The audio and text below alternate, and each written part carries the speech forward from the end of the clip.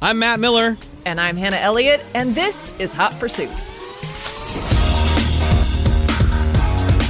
All right, so nice to see you. It's great to see you as well. Yes. Always makes my day better.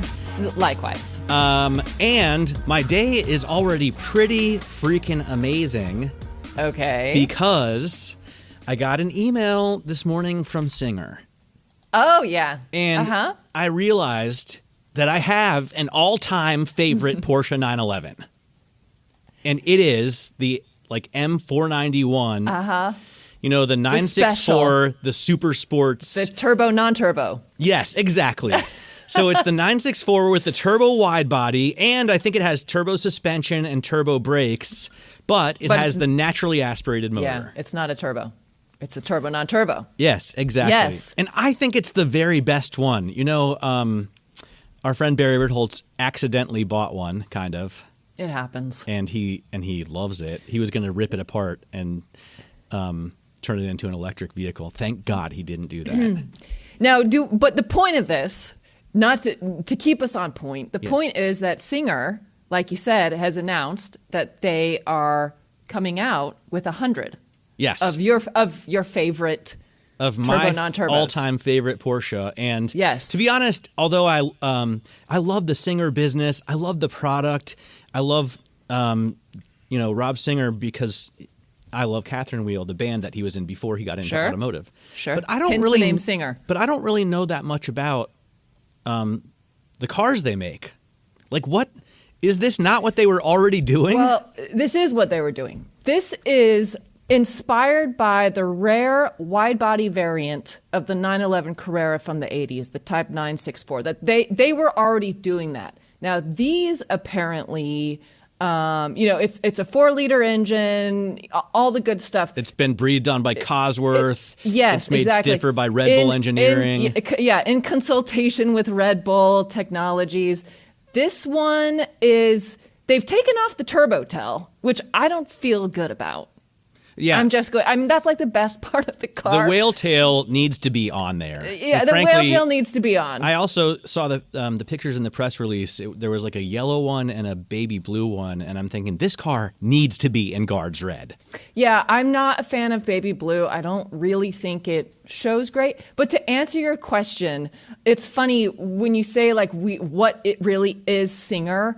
I got this press release earlier in the week under embargo, and at the bottom of the release, there's like a half a page that tells journalists how to correctly refer to our services. Because, it's a very specific thing. A Singer's not a Porsche. A Singer is not, you cannot call it a 911. It's not a Porsche. It's something It's 911 different. reimagined by Singer, right? It's a Porsche 911 Carrera Coupe reimagined by Singer. Right. Now, if you are referring to the restoration services, you can call it a Porsche 911 reimagined by Singer Classic.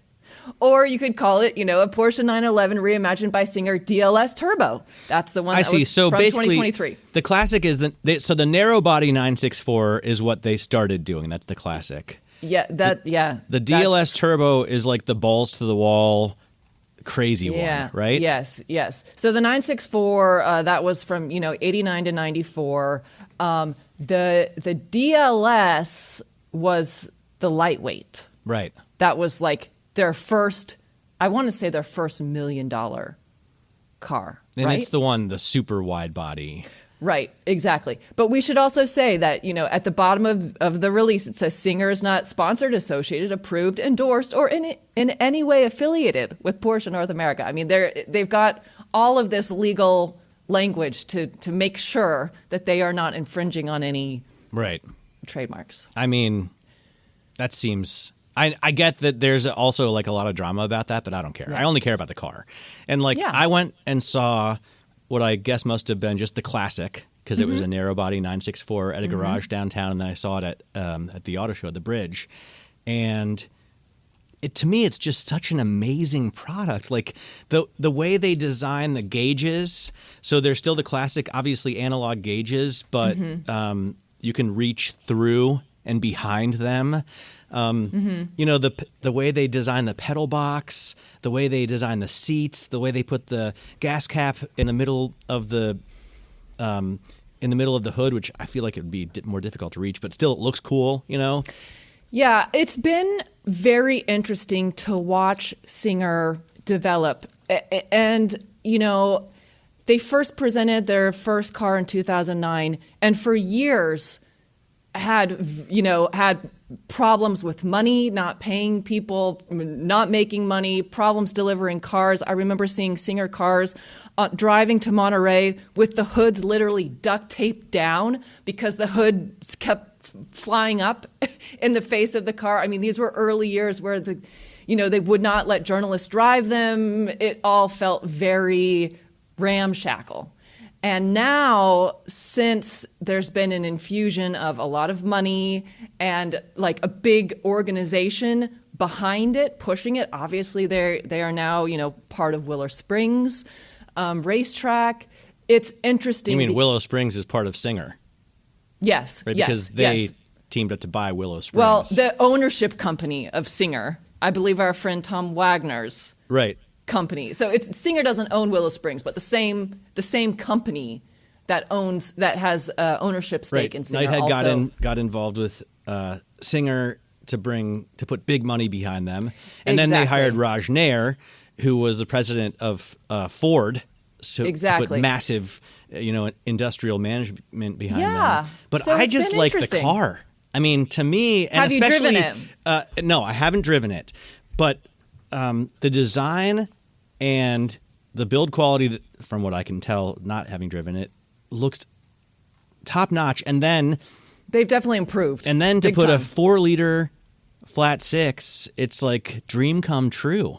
Yeah, and I think now is the time to say we are going to have Rob on the podcast in a few and that's weeks. The other thing. So we can ask him all these questions. The other thing is this kind of shoegazing, like alternative grunge rock that Catherine Wheel did is some of my favorite because it's like a sweet spot for me, right? I think Catherine Wheel's first record came out in the early 90s, and Chrome came out in 93, and I love the record start to finish. And now I've started to get back into this whole – there's a resurgence of shoegazing rock again these days. Which, nice. For some of us, it'll be the first time. Yeah. I mean, I don't know anything about Catherine, Katie Wheel, or anything about that. But I highly recommend downloading the record. I'm looking forward to discovering it. In this day and age when we all have access to every record for the same price every month, check out Catherine Wheel Chrome. And then there are new bands coming out. There's a band called Super Heaven that does the same kind of thing. And it's this kind of droning alt rock, like really love it. Really. Have we talked about the question of do we think rock bands exist anymore that are relevant? I think it's interesting that you bring that up, just because I recently had Apple Music, and I know I'm an old person, right? The kids use Spotify or whatever, but Apple Music is easier for me because it's all in the same ecosystem. It just sent me, I guess I was on the right algorithm, the modern rock bands that I should be listening to. And so I went and listened to like 25 of them, and there's some really good stuff. What were the name? Super Heaven is one of them. Okay. I got to look them up. That was in the list. Let me see. I downloaded the ones that I really liked. Okay. Chevelle was one of them. That's not a new band, but it's a band that I found. I've never heard of it. And I guess those are the only two that I took from this 25 band compilation that Apple Music sent me. But I think there is a rock scene. You just don't see it because it's so hidden by there's all so of much the now. Drake and it's overwhelming. Taylor Swift. Like pop there's is so huge that it's hard to break but there's through. everything. By the way, Phish just played 3 nights at the Hollywood Bowl, which is very close to where I live. Would you have gone to that show if you were in LA? Could you smell it from your house? Basically, yes. I definitely would have gone to that show. Okay, I don't follow Phish, but when they play at Madison Square Garden, I definitely go see them because the show is amazing. That's what I hear. It's just an incredible experience. I always tell people the first couple shows I went to, they play 3 sets, right? And I couldn't handle the third set because What do I you was mean you so couldn't handle? I couldn't handle it. I was so amped up. The way that they do their music, they kind of build, and then they crescendo, and they hold the crescendo for a long time, and it takes it puts so much stress, I feel like, on you that I needed to duck out to the chicken sandwich stand for the third set. Like, I just couldn't handle it. Well, you know, that's so funny because last night we were at Musso and Frank, one of our favorites, and I have to give a shout out to Boris, who is our favorite bartender there. He listens to the show, and thank you so much for listening, Boris. Anyway, the guys at Musso and Frank were saying all the fish people were coming in early because they wanted to get the show on time. It's like a 7 o'clock show, and they were super busy last week with a bunch of fish fans. But the fish fans wanted to make sure they were on time to the show. So they were having like 5 o'clock dinners and then going to the show. That makes sense. Yeah, it seemed like they had fun. I really want to see him at the Sphere, but they only played 4 shows there, and I don't know if they're going to go back.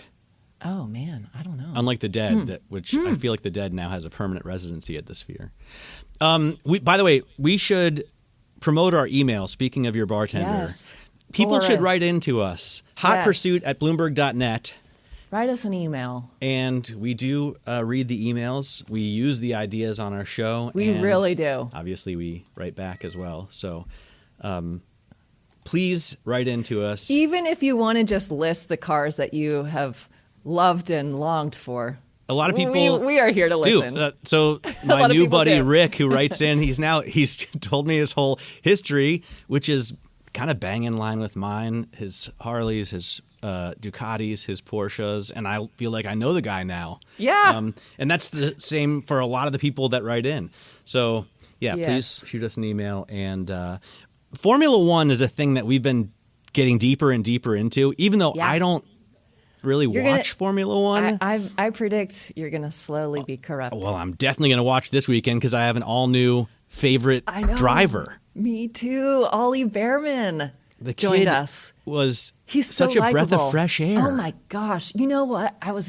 This is not shade, but I find that, you know, a lot of times when you talk to these drivers, they tend to be a little bit bland because they're very risk averse in front of media, and they've been very well trained to talk to media and all these things. And, you know, they can't do anything really during the season except for drive and travel. So sometimes it can be a little bit more of a bland conversation. But Ollie was the opposite. Yeah, he was very open with us. He was so nice to talk to. And I thought we had so many kind of basic questions for him. Not what was your favorite color, but kind of like, what car do you drive? He rolled with it really well. And his answers were very interesting, too, because he genuinely cares about driving. He genuinely cares about racing.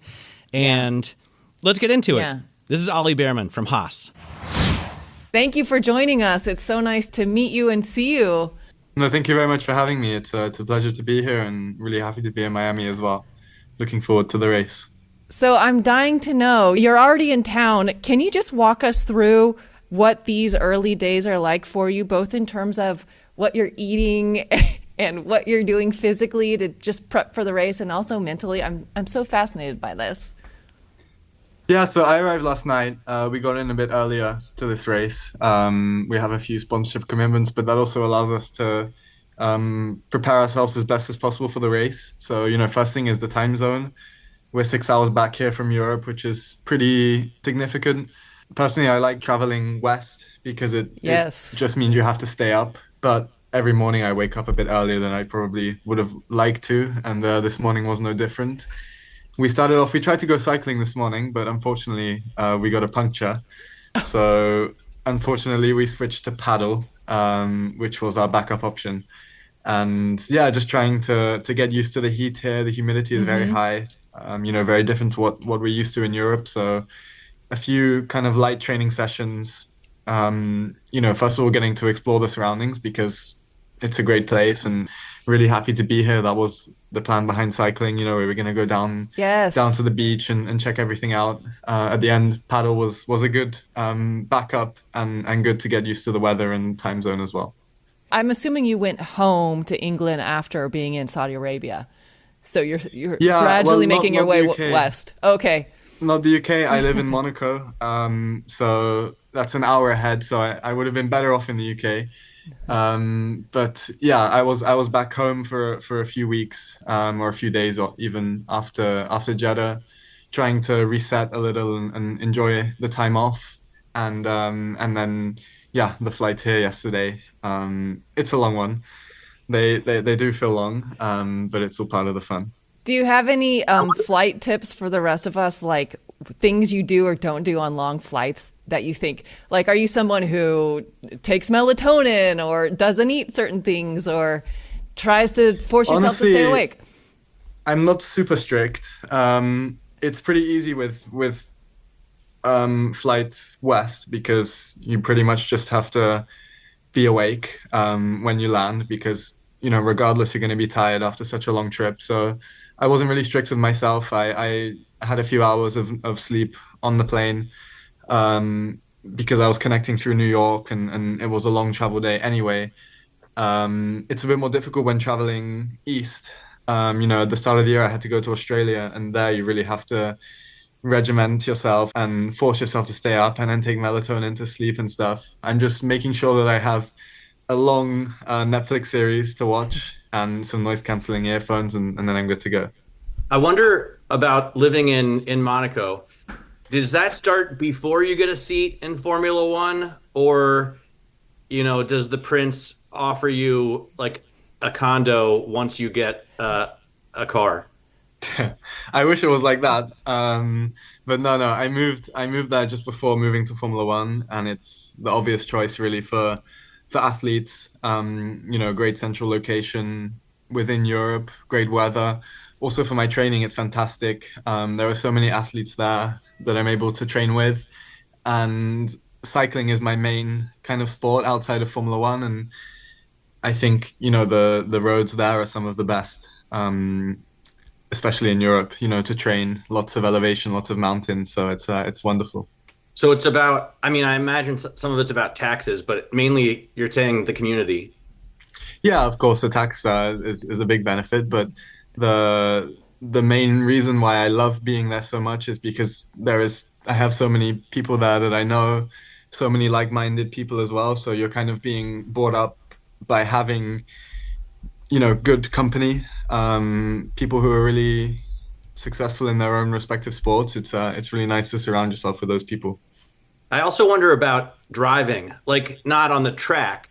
Do you have just a regular driver's license like a normal person? Yes, yes, yes. I used to do a lot of driving on the road. Before I was in Formula One, I was kind of living in Monaco, but also in Italy, traveling back and forth a lot, always by car, driving to some races as well. And I just really love driving on the road. It's just freedom and my passion. But with the amount of traveling and stuff that we're doing this year, I'm trying to keep the amount of hours I do on the road to a minimum, because we do plenty on the track and in the simulator. But still, when it's a weekend and I have nothing to do, a nice 20-minute drive along the coast is always fun for me. So what's What your ride? I have a Ferrari Roma. Beautiful. I absolutely love it. And yeah, very lucky to have a car like this. I love that car. I'm such a big fan. What color is yours? Traditional red or something different?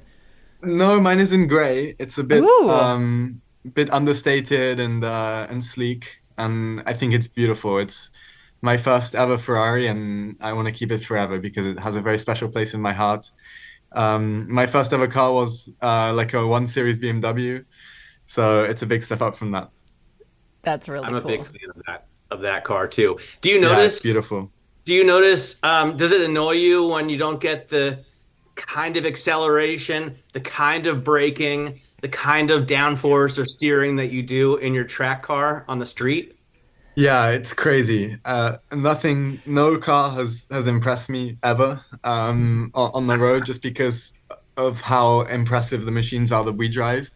I think, one of the cars that I drove, which really impressed me, was the SF90 XX Stradale, which is the kind of track focused but road going model from Ferrari, and that was the closest I've ever felt to driving a Formula car. But in the corners, there's nothing that can compare to Formula One, and particularly when you take a road car on the track, that's when you notice the difference. Because, on the roads, you're not able to go at speeds to really find the limit of a road car. But when you take that car on a track and then you compare it to Formula One, for example, when I'm braking for this corner in Formula One, I'm braking at 50 meters. And in my road car, it's 300 meters. It's just everything is much slower and heavier. So it is annoying because I can't really be massively impressed by anything. But of course, I'm very lucky to have such a fantastic car on the racetrack.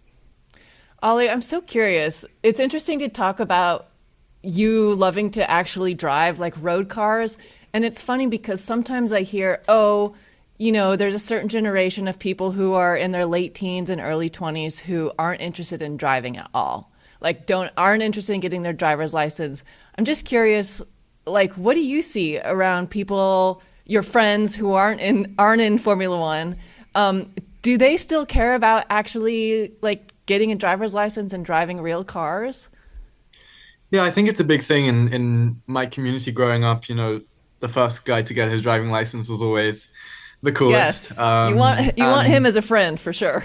Exactly. And I was always one of the younger ones, so it wasn't me, the first one to get the license, which is quite ironic. But yeah, it's just such a freedom, liberating feeling. Like I used to love, and I still do, but I don't really have time to do it anymore. But I would drive across Europe, from Italy back to the UK, these overnight trips. I just used to love driving, and I still do. But especially when I first got my license, I would just drive. And a lot of my friends are doing the same, just because it's the first true feeling of freedom that you can get.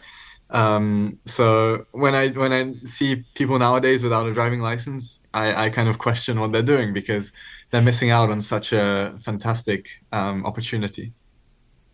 How often can you drive on a track? I mean, I don't know as much about F1 as Hannah. I'm more of a MotoGP guy, but I know that they can't, ride their bikes any more than everyone else in free practice and qualifying. But I've always wondered, could you take your Roma on the track? Can you do track days with other people if it's not, in your Formula car?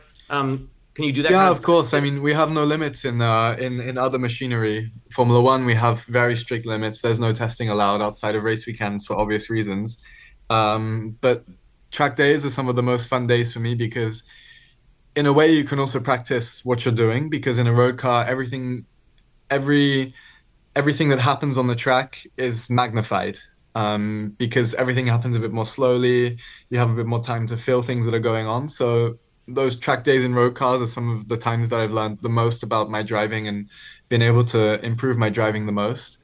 But also the most fun as well. I love taking my family for passenger laps. I'm yet to get my mum in the car, but I would love to do that, and my girlfriend as well. But I took my dad why for are a they lap. saying no? Why aren't they jumping at the chance? Well, we didn't get the opportunity yet, but the second it comes around, I'm gonna put my mum in the car and lock the door, because I think she's a little bit scared. But I love taking my dad on track. I did it once in Mugello, in a Ferrari. It was amazing. And when you have people like that in the car with you, you're pushing to the absolute limit to try and scare the life out of them, to the point where sometimes I was scaring even myself. It was so fun. And yeah, track days in road cars, even if, performance wise, it's nothing compared to Formula One, it is so much fun. And I really savor those days.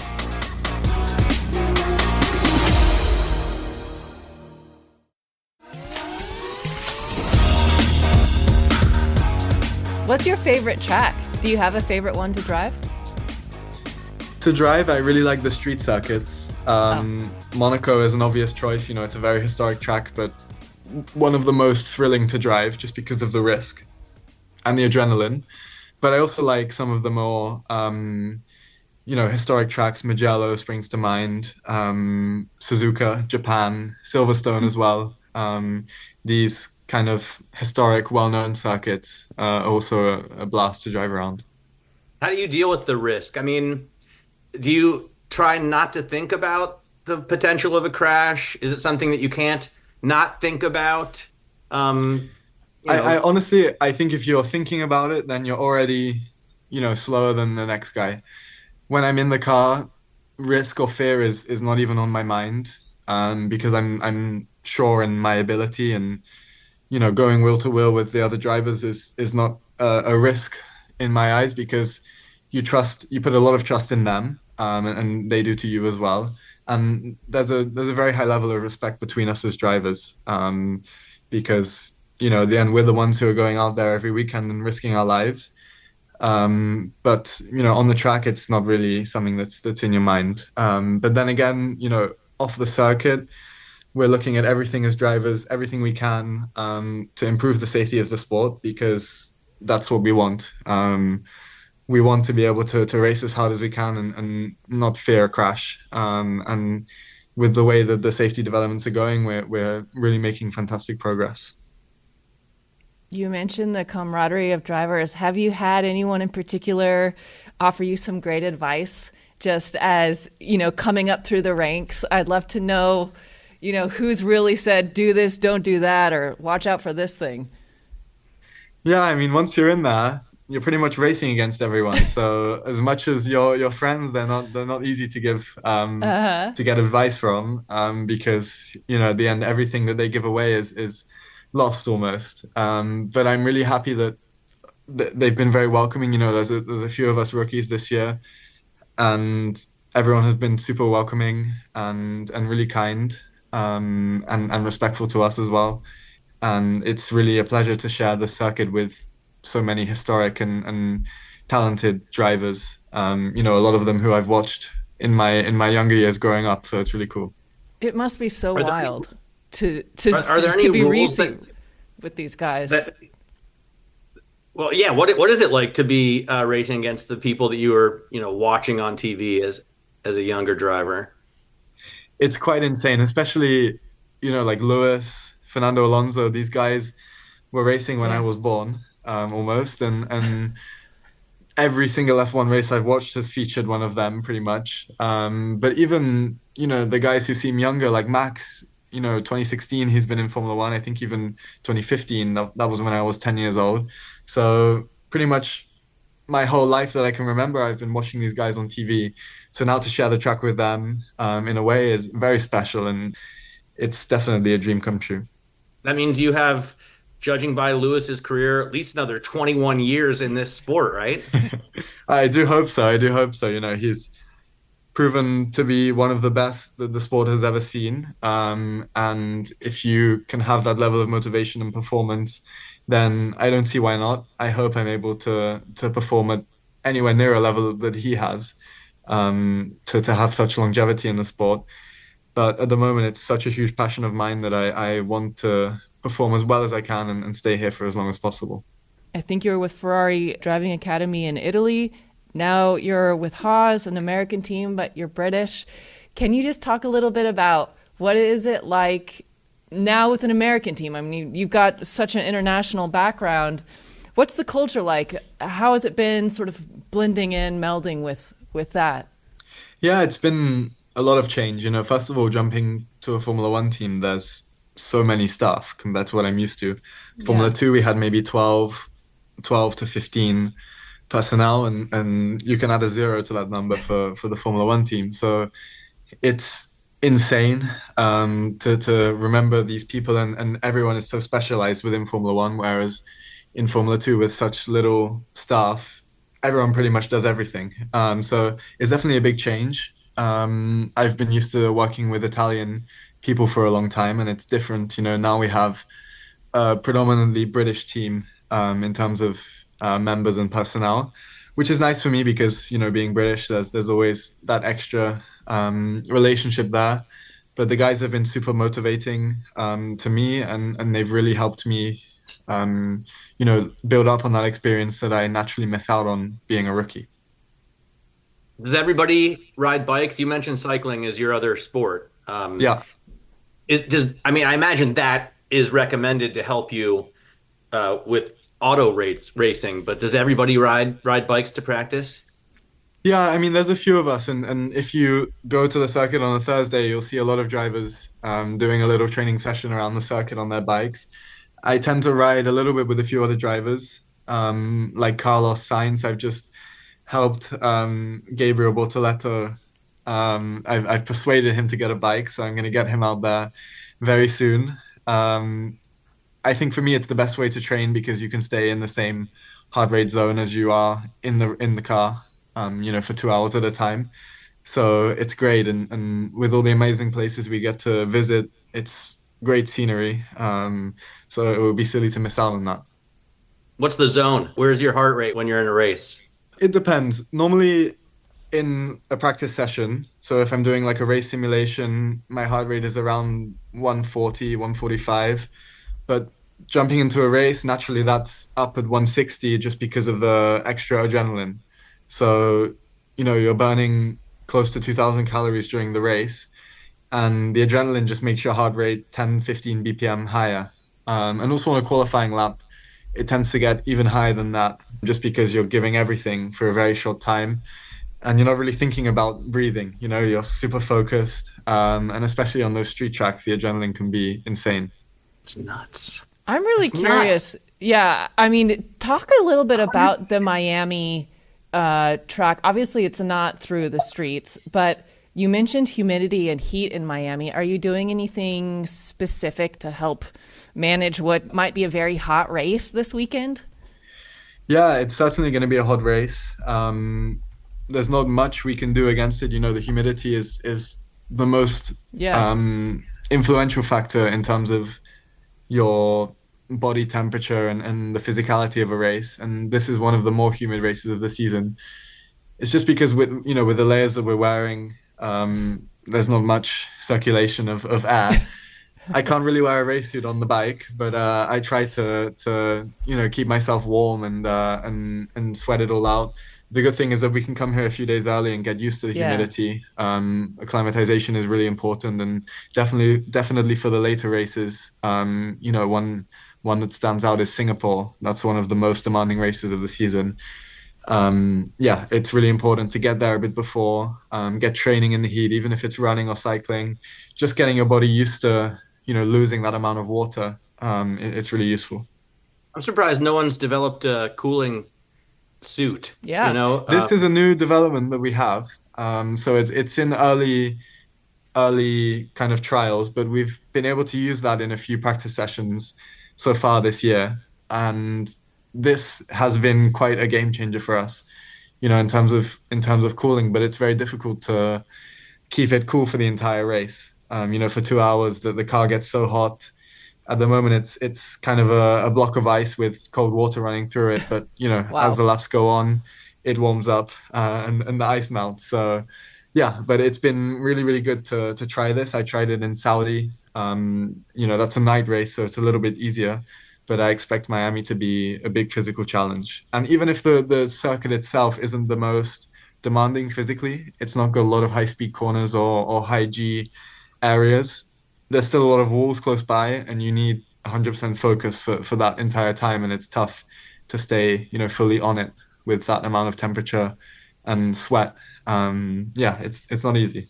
Ollie, I want to ask about rule changes or, I don't know, the car design, the formula. Like, is there anything that if you were the boss or if you could race any kind of formula, would you change anything? I think between us as drivers, there's a bit of a push towards the FIA, which kind of decide, how the cars look and how the direction of the regulations go. We're kind of pushing to make the cars a bit lighter because over the last 10 years, we've gained a lot of weight, including the hybrid system.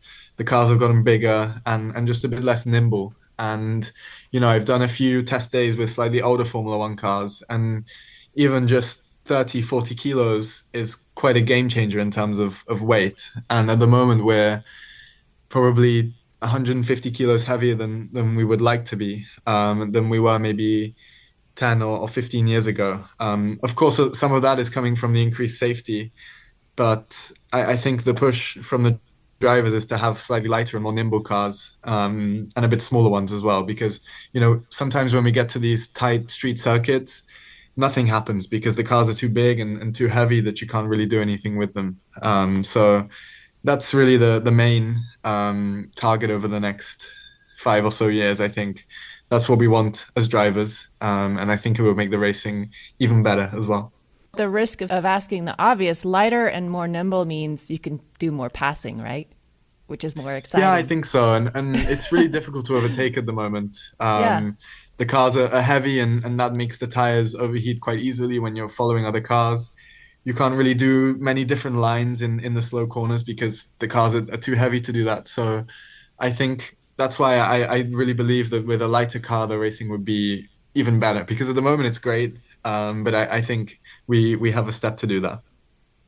I mean, this kind of follows on that note. What do you think about the other series? I mean, obviously, Formula One is the pinnacle, apex predator of automotive racing. But do you ever watch, NASCAR or Indy or Supercar or any of the other MotoGP, for example? Is there anything else or that you WEC, think is endurance races? Sebring. Yeah, I'm a big fan of racing in general. So, I try to watch as much as possible. Formula E as well. I'm a big fan of motorsport, and a lot of my kind of friends or people that I've met over the years are in these different championships, Formula E, WEC, IndyCar, and, they provide some entertaining racing as well, which is fantastic. Particularly, the Indy 500, Le Mans 24, these are standout races that I would not miss for a thing. But even, the odd IndyCar race, I try my best to tune in. Of course, the timings aren't easy being in America. It's really cool. And some of the things they're doing over there are fantastic as well. And yeah, the racing looks really cool, which is what I like as a racing fan. It must have been so interesting for you to see we talk about it a lot, this rise of the popularity of Formula One to really grow in the U.S. Obviously, it's been massive in Europe and for years and years, but it is sort of a new thing to like big U.S. populations. What do you make of that? I mean, is it like, wow, we're finally waking up to it? Or I don't know. I'd love to hear your thoughts. I think so. I mean, Netflix has done a fantastic job for our sport in terms of advertising it, especially to the US market. Now we have 3 races in the US, or I guess 5 if you include Mexico and Canada, and 5 races in North America, which is really, really cool. And, in some really fantastic locations, Vegas, here in Miami now as well. It's really, really cool. And I'm glad that F1 is getting the exposure that it deserves in the US because it's a huge market, a huge audience. And I think we can continue to bring fantastic racing to the US market. And hopefully they have someone to cheer for this weekend as well. Well, we will be cheering for you for sure, Ollie. It's really been so nice talking with you. Thank you for making the time. I appreciate it. Thank you so much for your time. Good luck. Oh. Are you not going to the race? Are you not? I'm not going. No, I'm not going this year. So weird because I think about Miami and I think about Formula One and I think about what's that Italian restaurant that has like the pop-up down there? Cipriani? No. Carbone? Carbone, yes. Oh, yeah. Aren't they the one that has like the $1,000 a head pop-up or whatever? Yes. And I feel like you're there. Well, I've been there. I'm actually kind of okay not going this year. I've gone in the past, and it is really fun, and I have friends in Miami that I love seeing. But, sometimes you have to prioritize where you're traveling because I've got a child. I've got a dog. I can't just travel all the time everywhere. True. So this was one of the times where I thought I'm going to pass on that, but I will be following along. Yeah. I think I'm going to plan to go for sure to the Vegas race. I actually really genuinely enjoy going to the race in Vegas. It's so easy for an F1 race to get around. Yeah, I've been to a couple of F1 races and they were kind of like life-changing experiences because they were my first big automotive racing experiences. Like I hadn't ever been to NASCAR or anything like that before either. I think I went to my first race at Hockenheimring in 2000. Okay. So 25 years ago. And it's the sound and the way it hits you in the chest that to me was like the most jaw-dropping thing. It's true. It's really an assault on the senses. And if you are, like, if you go to qualifying and you go to the race and you're out there all day in the elements, I just remember anytime I've gone, coming back to the hotel and being completely shot. Like, your senses are just kind of like the sun, the noise, just everything, the alcohol. Yeah. It's just a lot on your body. No, it's like a fish. It's like going to a fish concert. For sure. And there's no like downtime. There's no relaxing part of it. Right. And it is really exciting. But the thing is, I don't feel like I need to go anymore. Like, even if I get into Formula One again, which probably isn't going to happen, you know. What if you just follow Ollie Bearman Ollie's career? Yeah, I'll just follow him. But I still wouldn't want to go necessarily to the races because you get a much better picture of the situation watching it on TV. Completely. Right? Like, honestly, I learned so much more listening to the announcers on TV that, like, unless you're even when I've been in the press pool at Formula One, and that's a whole different thing, you're literally in a back conference room watching it on TV. Right. Like, you're at the race, but a lot of guys and ladies just watch the race on TV in the press room. Well, like, that's what race. I mean, we go to MotoGP races. Thing. Yeah. And when we lived in Europe, we were going to all of them on the continent. And that was because of the sense of community. Like, you know, we know the people on the teams and the drivers, the pilots. But when it comes to race time, I'm in front of a TV. Yeah. So I'm happy to walk around the paddock. I'm happy to say hi to everybody. I'm happy to look at all the new bikes and be in this in the you know, the areas where they show new products and stuff. But when it comes to the actual race, I just want to sit in front of a big screen. Same. And it's honestly, it's tough because a lot of the time, a lot of the other really nice people at the race are not there either working or actually interested in watching. So they are trying to chat with you and like party and it's really distracting. I'm the same. I'd rather just like have some headphones on and really focus. Yep. It's true. Yeah. What do you got going on this weekend then? What are you and Willow doing? Well, Willow and I are prepping the house because next week Magnus's 80-something-year-old mother and his niece are coming to stay with us for 2 weeks. Amazing. So we're going to have house guests. They're coming from Scotland and England.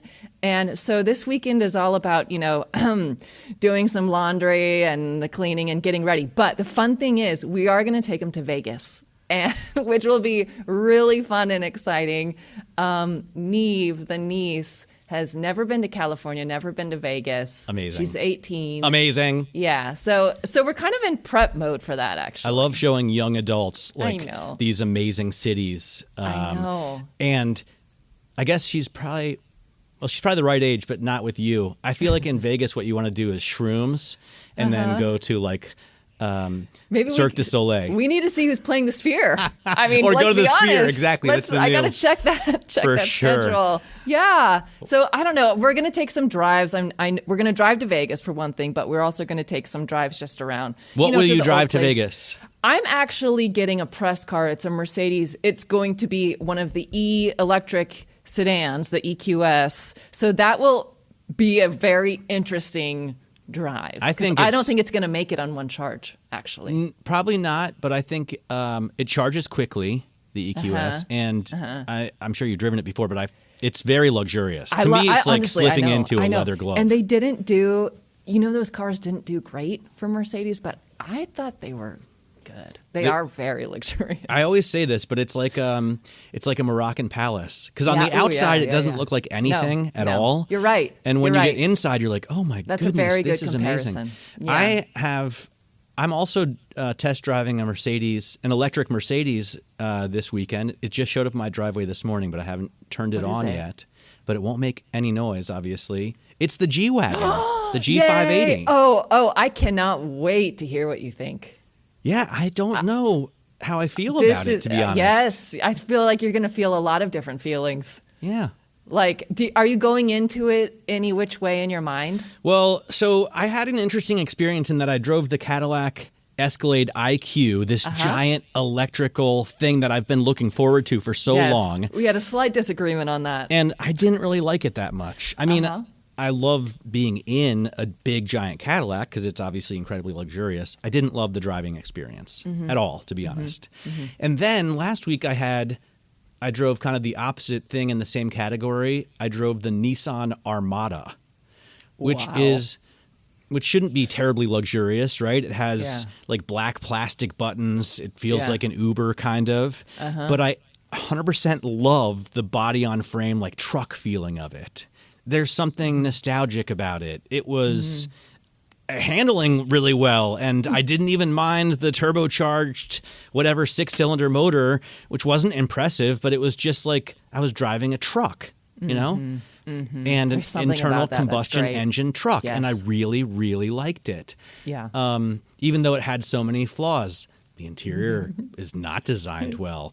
The front end definitely looks like it's got Japanese styling, which doesn't really work on this big kind of Range Rover-sized truck. But I just really liked it. I think I liked it even more because it was in comparison to this electric Escalade. Yeah. So I don't know. Interesting. Now the G will be really interesting. You know how much I love the gas version of the G-Wagon. I know. And the previous G500/G550 with the 4-liter V8, I loved it. I lived with it for 2 years and 30,000 miles. And so I don't know how I'm going to feel about the electric version. Do you have any trails around where you live that you can actually take it off-road a bit? I have that off-road road. Remember when I had the Lamborghini Huracan Storado and they said I wasn't allowed to take it off-road? So then my neighbor Eric found the oldest unpaved road in America, the New Albany Post Road.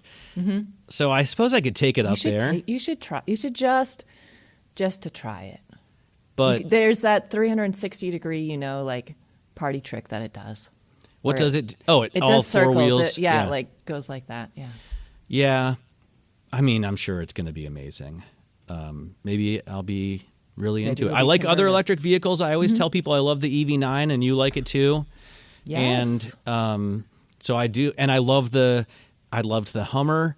I loved the GMC Sierra EV. So I like big electric trucks. Yeah. Did for you the most see the part, news when they're not the Escalade IQ? Oh, well,